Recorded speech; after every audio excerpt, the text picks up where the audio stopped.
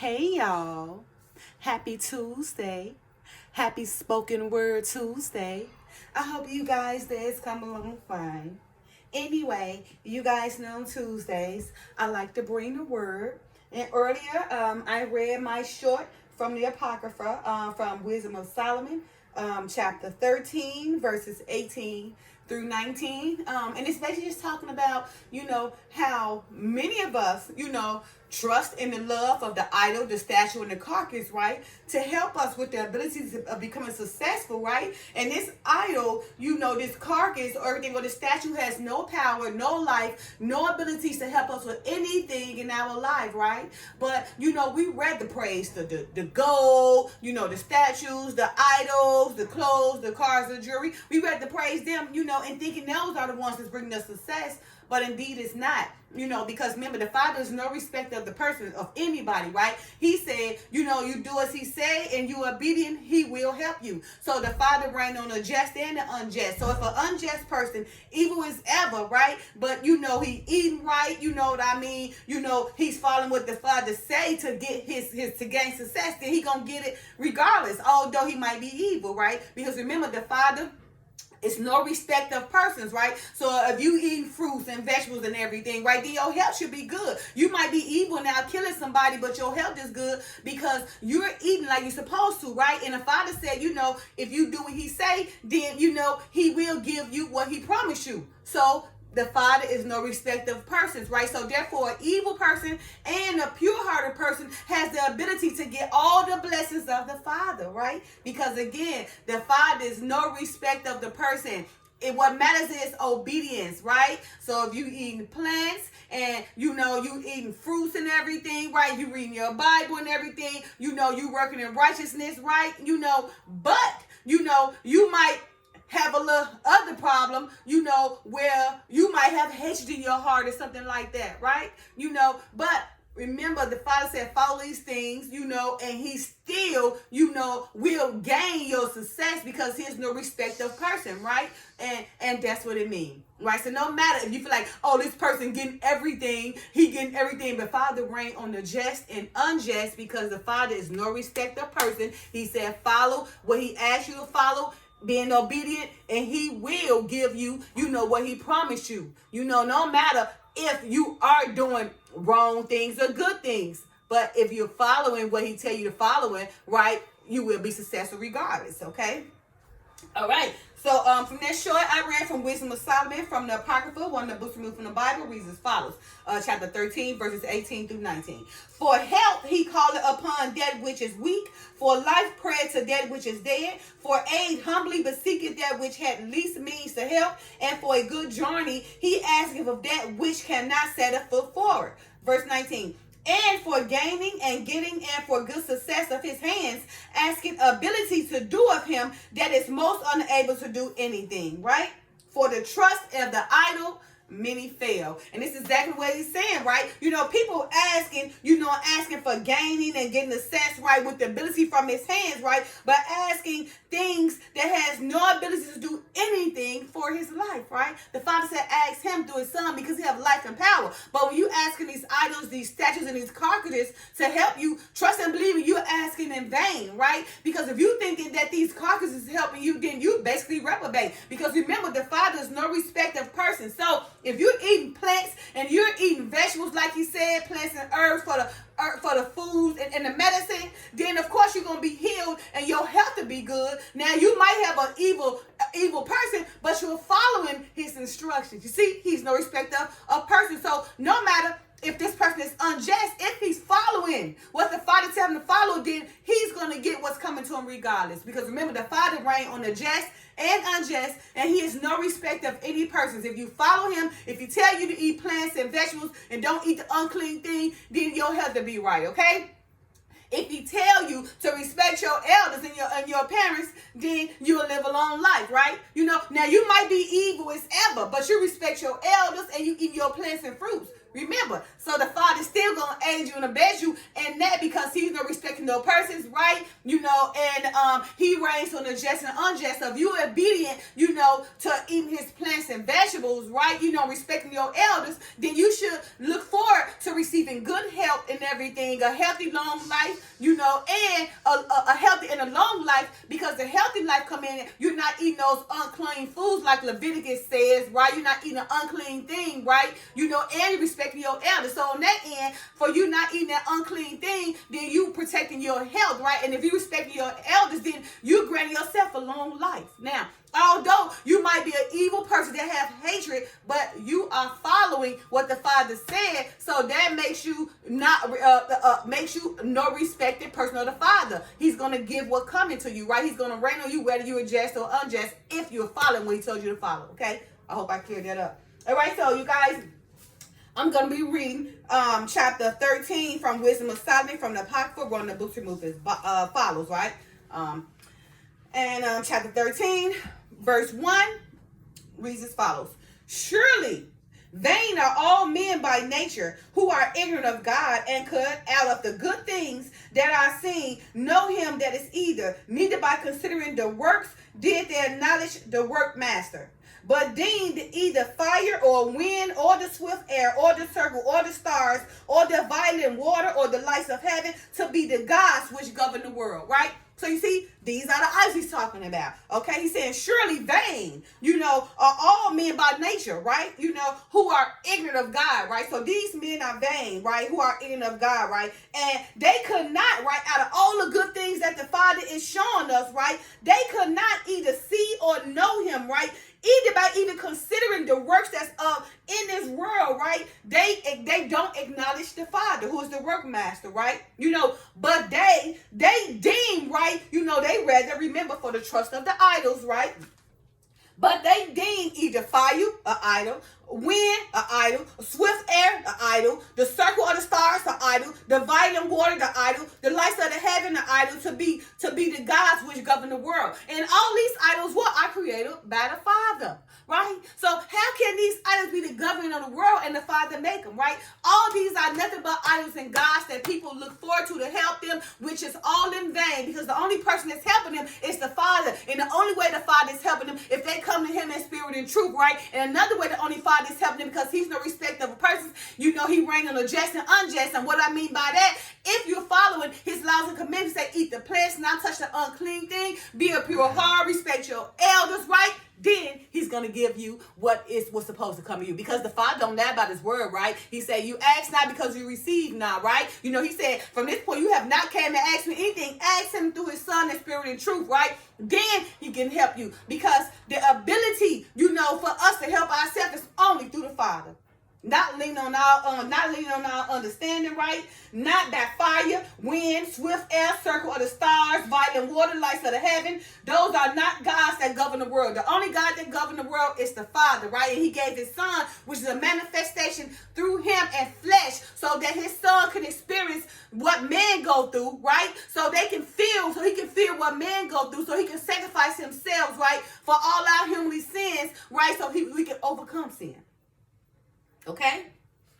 All right. Verse 3.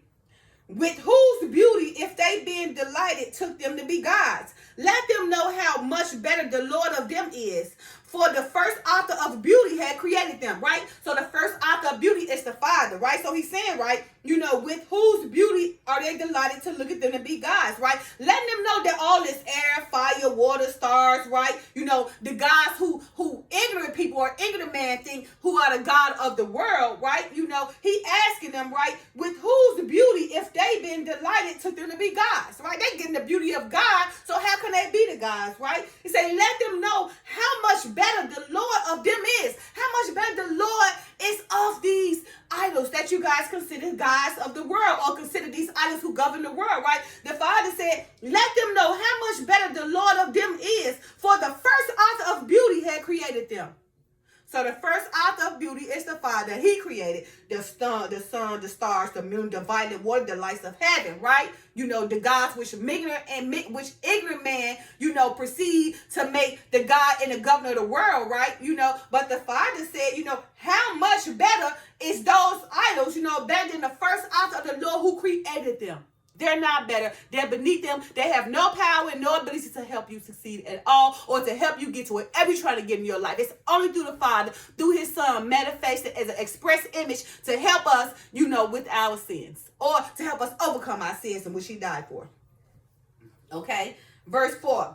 But if they were astonished at their power and virtue, let them understand by them how much mightier he is they made them, right? So the Father saying, if these ignorant men were astonished, or ignorant women were astonished by the power of the sun, the stars, the water, right, the moon and everything, he said, let them understand, right, how much more mightier the Father is he who made the stars, the sun, the violet water, the moon, the lights of heaven, right? Ask them, right?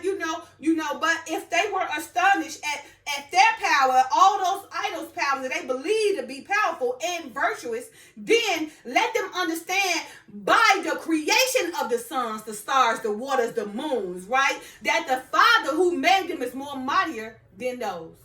Okay? Verse 5, for by the greatness and beauty of the creatures, proportionably the maker of them is seen.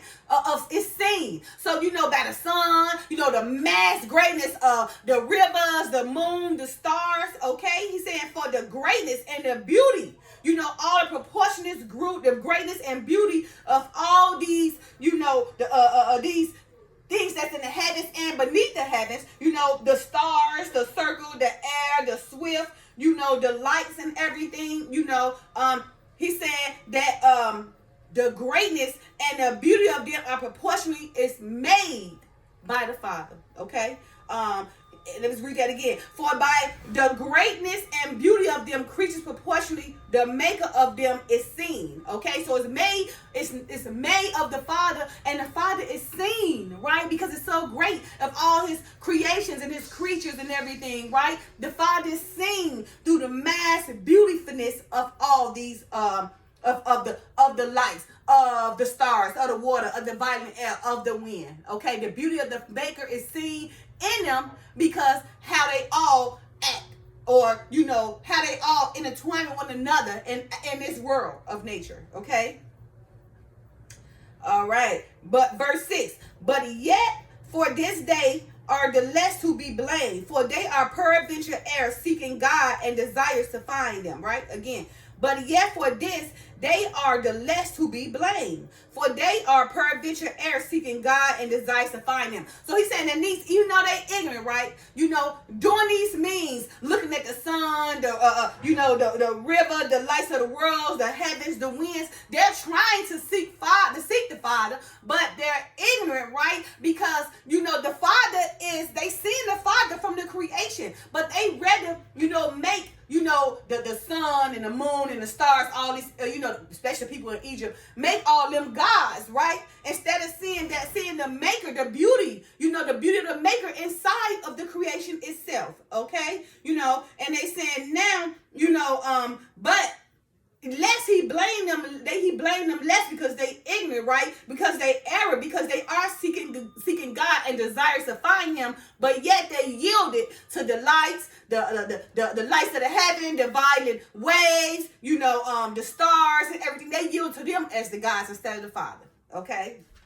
And that's why he said they're ignorant, okay? But they're really not to blame because they desire the Father. So they're not to blame. They're desiring the Father, but they're ignorant of trying to understand the Father in his works, okay?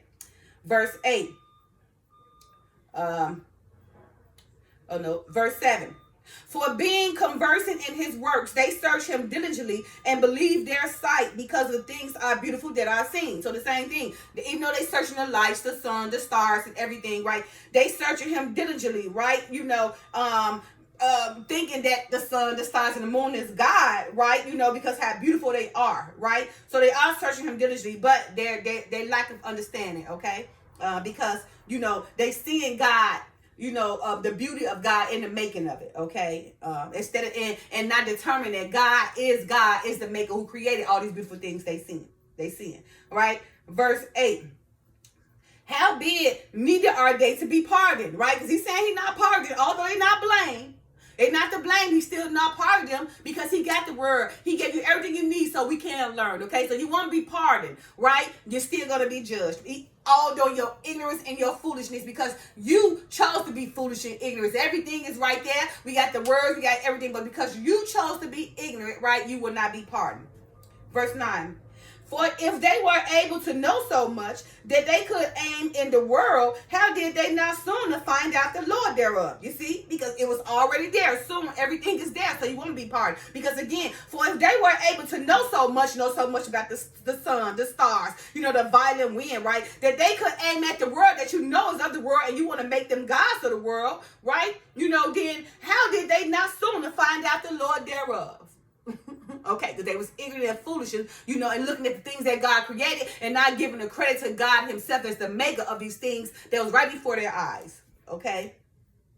All right. Verse 10. But miserable are they, and in dead things is their hope, who call them gods, which are the works of men's hands, gold and silver, to shoot an art and resemblance of beasts, or a stone good for nothing, the work of the ancient hand. So he said, these ancient people, artificers of their hands. Remember, we can be great forth with our hands. So these artificers of their hands brought forth these great works of idols. They had no breath, no life, no power, for people to try to, believe in. But they believed in anyway. Instead of believing in the Father who created all the idols, they rather use their hands, their great works of their hands, and build these statues and all these things, to make their gods, okay? So that's why the Father said, or that's why Wisdom of Solomon is saying, but miserable they are, and dead things their hope. The things in their hope, they are dead. The idols, right? It's all dead. There's no life in them, right? Okay? It says, who called gods, which are the works of men's hands, right? Because these are the works of the artificer's hand. These are the works of the man-made statue, right? Who have no breath. Now, the man who made them ought to feel super stupid, because the man who made them is more powerful than the idol, because that man who made them have breath and freedom and able to do whatever they want to. But he instead to use his hands, to create a dead idol that has no breath, no life, no physical abilities, no anything. But, he ready to give his knees and praise to something with no life, no power. Everything that's dead ain't nothing but a statue that's going to turn to wood or dust, or a mouse going to eat it up. This how reprobate and ignorant the man is. Okay? All right. Let's see. Verse 11. I want to finish reading that. Which are the works of men's hands, gold and silver, to shoot an art and resemblance of beast, or a stone good for nothing, the work of ancient hands. So to finish that off, he just said like that calf that the Hebrews built when they was in Egypt, right? When they built the calf. Serapis, when they made that calf, that golden calf, to be their worship. Although the Father had brought them out of Egypt and everything, as that God had power, was feeding them manna, and was guiding them by the clouds and the light and fire by night, right? I mean, it was the witness and everything. The Father was showing all his power, right? But they still fail, to give the Father, to have patience for the Father when Moses was in the mountains of Mount Sinai, when the Father was giving him the laws and commandments. They went down there and forced Aaron to take all the golds, all the people, that they got from Egypt, and make a gold calf and start praying to it and believing that calf was going to help them. You see, some dead, some gold, some silver of the artificer's hands, the works of man's hands that can bring forth the great success if it's done in spirit and truth through the Father, okay? All right. Verse 11. Now a carpenter that felled timber, after he had sawn down a tree, meet for the purpose, and taken off all the bark skillfully round about, and had round it handsomely, and made a vessel thereof fit for the service of man's life. And after spinning the refuse of his work to dress his meat, had filled himself, and taken the very refuse among those which served to no use, being a crooked piece of wood and full of knots, had carved it diligently when he had nothing else to do, and formed it by the skill of his understanding and fashioned into the image of man, or made in like some vile beast, laying it over with vermilion and with paint, coloring it red and covering every spot therein. And when he had but made a convenient room for it, set it in a well, set it in a wall, and made it fast with iron. For he provided for it that it might not fall, knowing that it was unable to help itself, for it is an image and had need of help. Then maketh he prayer for his goods, for he has his wife and children, is not ashamed to speak to that thing which has no life. So now he's talking about, men who, the same thing that built that cow, men go get these woods and gild them, and put, gild them with gold or silver around them, right? Dress them up real good, beautify them, stand them in the wall, right? And what they do, they get their whole family, their wife, their children, the priest to go praise this statue. Whatever statue may be. I mean, you got quite a few of them. Hindu got a statue. Buddha got a statue. You know what I mean? Us Israel, we just got the Father and His Word, right? Remember, so Buddha is a statue, right?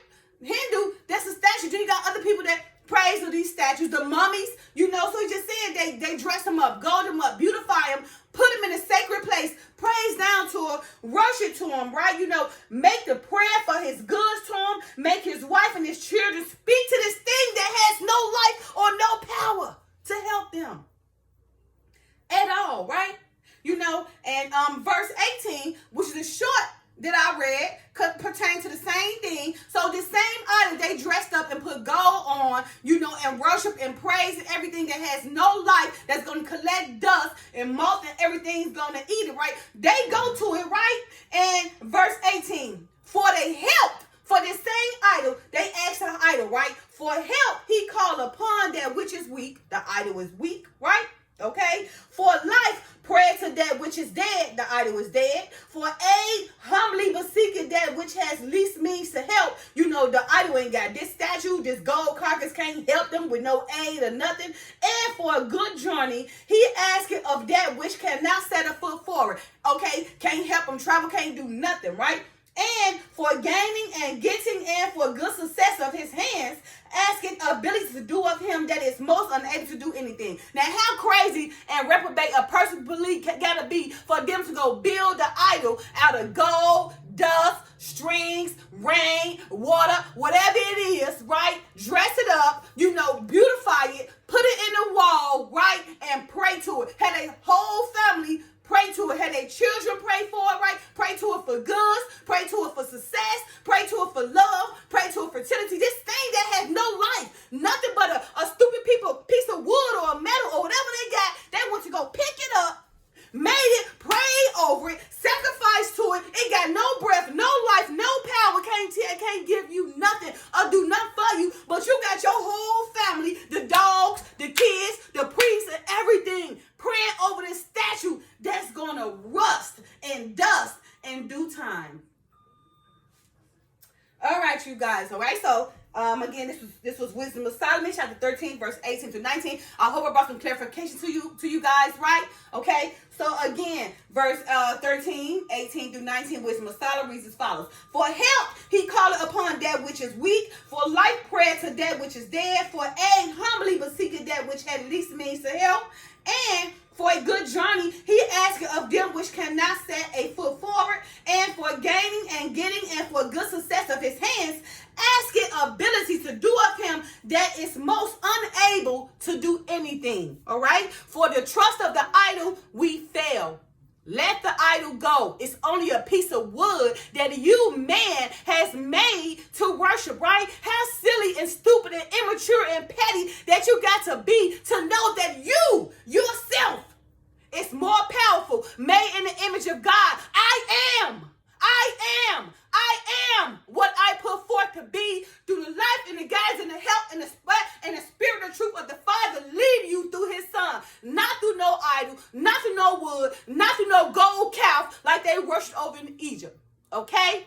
Get on your knees and pray to the Father through his Son. And all those idols, remember, they are made from the Father himself. So the beauty of it is the Father you. Okay? Don't put your trust in the idol. Don't put your trust in that wood thing that you built. Don't put your trust in that gold you got on. Don't put that trust in that altar that you built of statues and carcasses, right? Because it has no life in it. The Father is of a God of the living and not the dead.